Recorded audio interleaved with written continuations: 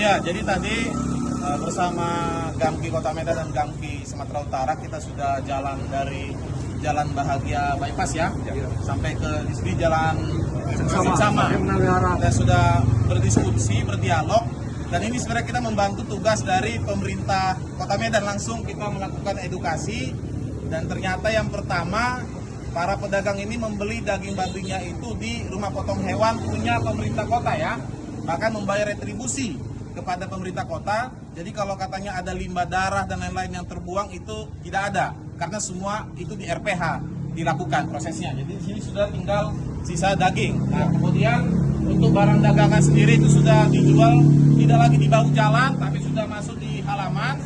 Nah, kalaupun masih ada satu dua yang bermasalah, kita lakukan sosialisasi, pasti sudah langsung diperbaiki. Sebenarnya tidak perlu pemerintah Kota Medan atau wali kota langsung mengeluarkan surat edaran yang seperti itu dan mempublisnya langsung ke masyarakat, karena hal itu merupakan hal yang tidak perlu dilakukan.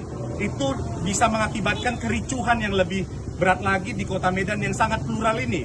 Kita tahu, apalagi wali kota membuat statement Medan untuk semua. Di mana semuanya kalau seperti ini? Artinya pedagang-pedagang babi yang dikhususkan terhadap surat edaran itu mendapatkan intimidasi.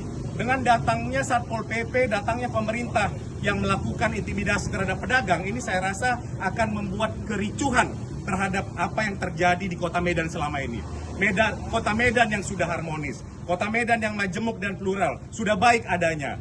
Jadi dengan ada surat edaran ini memicu terjadinya kericuhan di Kota Medan. Jadi kami mohon, dan dari Gamki Kota Medan dan Gamki secara langsung memohon kepada wali kota untuk mencabut surat edaran itu agar tidak memicu kericuhan terjadi di Kota Medan. Itu yang kami harapkan.